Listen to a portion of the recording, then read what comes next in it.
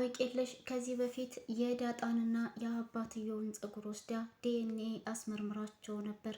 ግን ያንን ካስመረመረች በኋላ ነገሩ ወደ እሷ በጣም ከባድ ሆኖ እንደሚመጣባት ስላወቀች ወረቀቱን ዝባላ ውስጥ ወይም ቆሻሻ ውስጥ ትጥለዋለች። ከዛም ያንን ወረቀት ደግሞ ሰላም ታገኝና ለዳጣ አባት ለሆነው ማለት ነው ይህንን ወረቀት ከቆሻሻ ጋር ነው ያገኘሁት። ምናልባችም እንግሊዘኛ ስለሆነ እኔ ማንበብ አልቻልኩም እና የሚጠቅማችሁ ነገር ከሆነ ብዬ ነው እያነሳሁት ብላ ትሰጠዋለች። እሱም ደግሞ አጋጣሚ ወደ ስራ ሊወጣ ስለነበረ እሺ እንደዛ ከሆነ እኔ በኋላ ስረጋጋ አዳምጠዋለሁኝ፣ አሁን አስቀምጩ ወይም ይልና ደግሞ መልሶ ይዞት ይሄዳል። መኪና ውስጥ እንዳስቀመጠው ውሃ ወረቀቱን ይዛው ትወርዳለች። ከዛ በኋላም እቤት አንድ ላይ በተቀመጡበት ዳጣና ውሃ እንዲሁም አባትና እናትየዋ ማለት ነው በተቀመጡበት ያንን ወረቀት እንዲከፈት ያደርጉታል። ይህ ወረቀት እንግዲህ ከዚህ በፊት አበቄለሽ ወስዳ ያስመረመረችው የዳጣና የአባትየው የዲኤንኤ ውጤት ምርመራ ነበር። ይህ ወረቀት በሚከፈትበት ሰዓት በጣም ከባድ የሆነ ነገር እንደያዘ ከሁኔታቸው መረዳት ችለናል። አበቄ ዳጣን የምትጠላበት ምክንያት እቤት ውስጥ ያለውን ልጅ እሷ ስለምትፈልገው ብቻ ነበር። በተደጋጋሚ ከዚህ ቤት እንድትወጣ ብላም ስላሰበች እሷ ማለት የጎዳና ልጅና ዱርዬ ልክስክስ ናት። በዛ ላይ ፍቅረኛዋን እያመጣች እቤት ውስጥ ውሃንም እያባለገቻት ነው ስትልም ለአባቷ ተናግራለች። አባትየውም ደግሞ እባክሽን አበቄ ይሄ ሁሉ ነገር ምን ብታደርግሽ ነው? እሷ እኮ በጣም ጥሩ ልጅ ናት። ምን በድላሽ ነው ከቤት ውስጥ እንድትሄድ የምትፈልጊውም ብሎ በሚጠይቅባት ጊዜ ይሄንን ሁሉ ውሸት ዋሽታለች። ከዚህ በፊትም ወርቅ ሰርቃለች ብላም ዋሽታ ነበር። ዛሬ ላይ ይህንን ነገር መድገም ፈልጋ ግን አባትየው ጥያቄዋን ውድቅ አድርጎባታል። እባክሽን አንቺ ልጅ ተረጋጊ፣ እኛ ቤት ውስጥ ሁላችንም ጨዋነን። ከማን ነው ይህንን መጥፎ ተግባር የወረሹ ወይም ያገኘሹ? እና ነው እንደዚህ ሰዎችን መበደል ማሰቃየት የተማርሽው ከየት የመጣ ነው ሲልም ተቆጥቷታል። እሷም ደግሞ ዳጣ ማለት እኮ በጣም መጥፎ ናት፣ እንደዚህ እንደምትታየው አይደለችም። በዛ ላይ ናታን ክላስም እየገባች በጣም ነው የምታስቸግረው እያለች ያለ የሌለውን ወሬ ለአባትየው ትናገራለች። አባትየውም ግን እኔ ሁለታችሁንም የማያችሁ በአንድ አይን ነው። ዳጣም ሆነች አንቺ ሁለታችሁም ልጆቼ ናችሁ። ዳጣን አየሁ ወደድኩ ማለት አንቺን አላየሁም አልወደድኩም ማለት አይደለም።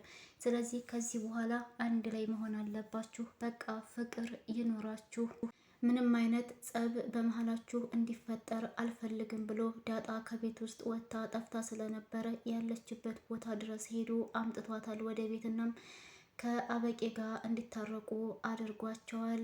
ሰላም ሰላም! ውድና የተከበራችሁ የቻናሌ ቤተሰቦች እንዴት ናችሁ? ሁሌ ሰላም ናችሁ ወይ? እኔ ሰላም ነኝ አልሐምዱሊላ። እንዴት ተለመደው ወደ ቻናሌ በአዲስ ቪዲዮ ተከስቻለሁ። ቤተሰብ ቆይታችሁ ከኔ ጋር ይሁን። ቪዲዮ ስትጀምሩ በላይክ ጀምሩት። ቅንነት ለራሱ ነው አይከፈልበትም።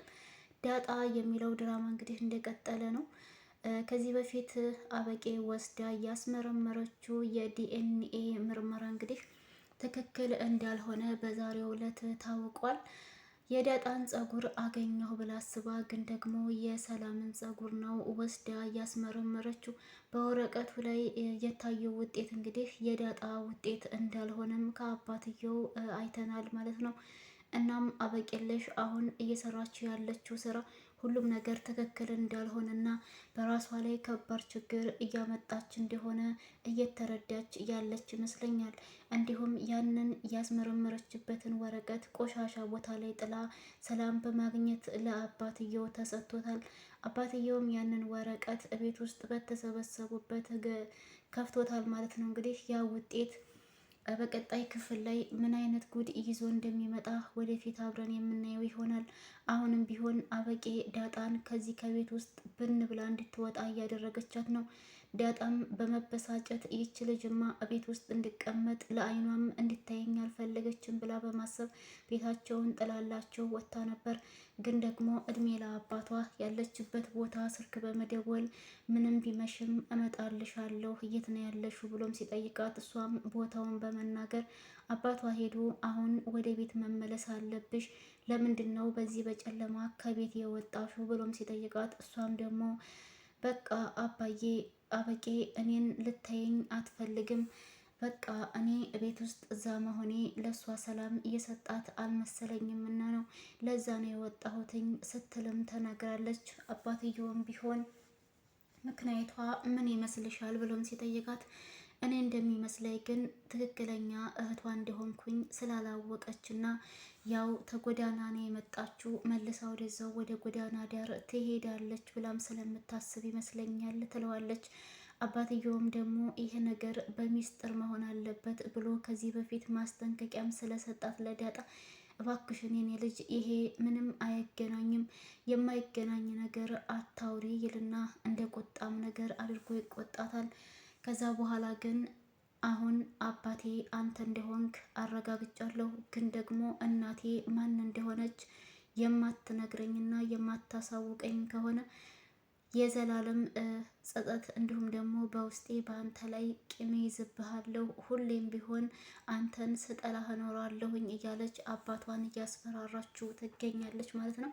አባትየውም ደግሞ ይህንን ነገር ወደፊት እናቷን ቀስ በቀስ እንደሚያሳያት እንደሚያስተዋውቃትም ቃል ገብቶላታል። አበቄለሽ የሰራችው ስራ እጅግ በጣም ከባድና ጥሩ እንዳልሆነ ተረድታለች። አባቷ ጭቅጭቅ አድርጎ ከተቆጣትና ከተናገራት በኋላ ያለችበት ስሜት ልክ አልነበረም። ለብቻዋ አንድ ክላስ ውስጥ በመሆን ወይኔ ጉዴ ምን አይነት ስራ ነው እየሰራሁ ያለሁትኝ? ቆይ ግን ለምንድን ነው ይሄን ያደረኩት? በቃ አዎ አውቃለሁ፣ እኔ ጥፋተኛ ነኝ፣ ዳጣ ምንም አይነት ጥፋት የለባትም እያለች እያሰበች ነው። ጥፋተኛ እንደሆነች የተረዳችም ይመስለኛል። ግን መጀመሪያ ላይ ትክክለኛ የዳጣን ጸጉር አገኘሁ ብላ ወስዳ ያስመረመረችው የዲኤንኤ ውጤት ምርመራ ይፋ ሆኖ ተገልጦ ሲታይ በጣም ከባድ ሆኖ ነው የተገኘው። እናም ዳጣ እና አባትየው አሁን አባትና ልጅ የመሆናቸው እድል አሁንም ቢሆን ገና ወደፊት የሚያጓጓ ነገር ይሆናል። ምክንያቱም የተሳሳተ ጸጉር ይዛ ሄዳ ስለሆነ ያስመረመረችው በጭራሽ አልሰራላትም፣ ሙከራዋም አልተሳካላትም። አበቄለሽ ልፋቷ መና ቀርቷል። ሁሉም ነገር ክስርስር ብሎባታል። ይህ ነገር ደግሞ ይሳካልኛል፣ ይሆንልኛል ብላ አስባ ገንዘቧን ጭፍጭፍ ካደረገች በኋላ ግን ሁሉም ነገር ዜሮ ሆኖ ቀርቶባታል። እናም በጣም እየተጨነቀች ያለችበትን ነገር ቢኖር ለምን ወስጄ ጸጉሯን አስመረመርኩኝ፣ ማድረግ አልነበረብኝም እያለች አሁን እንደገና ጸጸት ውስጥ ገብታለች ማለት ነው አበቄ። ዳጣም ከመኝታ ክላስ ውስጥ ከወጣች በኋላ ስቅስቅ ብላ እያለቀሰችና ውሃም እያባበለቻት ነበረ። አባዬ እኮ ሁላችንም ብንሆን ጥፋት ስናጠፋ ይገርፈናል። እናም እባክሽን ዳጣዬ ተረጋጊ እያለች ስታባብላት ዳጣ ደግሞ አበቄለሽ ስትናገረው በነበረው ንግግር እሷ ማለት እኮ የጎዳና ልጅ ዱርዬ ናት፣ በጣም ዱርዬ የማይታወቅባት አስመሳይ ናት፣ ፍቅረኛዋንም እኛ ቤት ድረስ ይዛ ትመጣለች እያለችም ስታወራ ስለነበረ ይሄ ነገር ሲወራለት ደግሞ የዳጣም አባት ቢሆን አዎ ልክ ነሽ፣ ዱርዬ ናት፣ የጓዳና ልጅ ናት ሲልም በዛው የባሰ ንዴቷ ተጨማምሮ ዳጣ እያለቀሰች ነበረ። ሁኔታዋን ሲያያት በጣም እንዴት ተናደደች ስለገባው ዳጣ አንቺ ውጭ ላይ ሳሎን ጠብቂን፣ እኔና በቄ የምናወራው ነገር አለን ይላትና ካጠገባቸው እንድትወጣ ያደርጋታል። እሷም ወጥታ ስቅስቅ ብላ ስታለቅስ ውሃ ግኝታት ተረጋጊ እባክሽን እያለች ስታባብላት አጋጣሚ ቁጭ ባሉበት አባትየው ይደርስባቸዋል። ሁለቱም ተደናግጠው ከተቀመጡበት ብድግ ይላሉ። ዳጣም እያለቀሰች ቢሆንም ድንገት ስለሆነ የደረሰባቸው ለቅሶዋን ሁላ ረስታ ደንግጣ ብድግ ትልና ሶስቱም እየተፋጠጡ ይመለካከታሉ፣ ይተያያሉ ማለት ነው። ከዛ በኋላ ምንም አይነት ነገር ሳይናገራቸው ዳጣን የሆነ ቦታ ደርሰው መምጣት እንዳለባቸው የነግራትና እሱ ቀደም ብሎ ይወጣል። ዳጣም ግዴታ አባቷን ተከትላ መውጣት ስላለባት ፈራ ተባ እያለችም ቢሆን ልትከተለው ተገዳለች።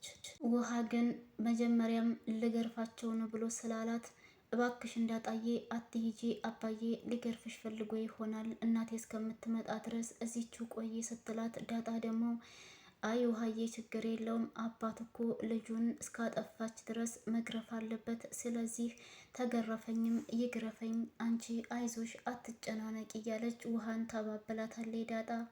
ከዛ በኋላም ዳጣ እንግዲህ ውሃን አይዞሽ አታስቢ በማለት ተሰናብታት አባቷን ተከትላ ሄዳለች።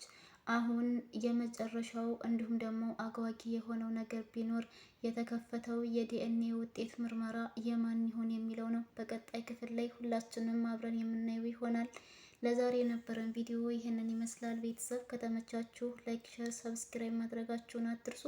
ሀሳብ አስተያየት ካላችሁ ኮሜንት ላይ አስቀምጡልኝ። ለቤት አዲስ የሆናችሁ ሰብስክራይብ በማድረግ አበረታቱኝ እላችኋለሁ። ባይ ባይ።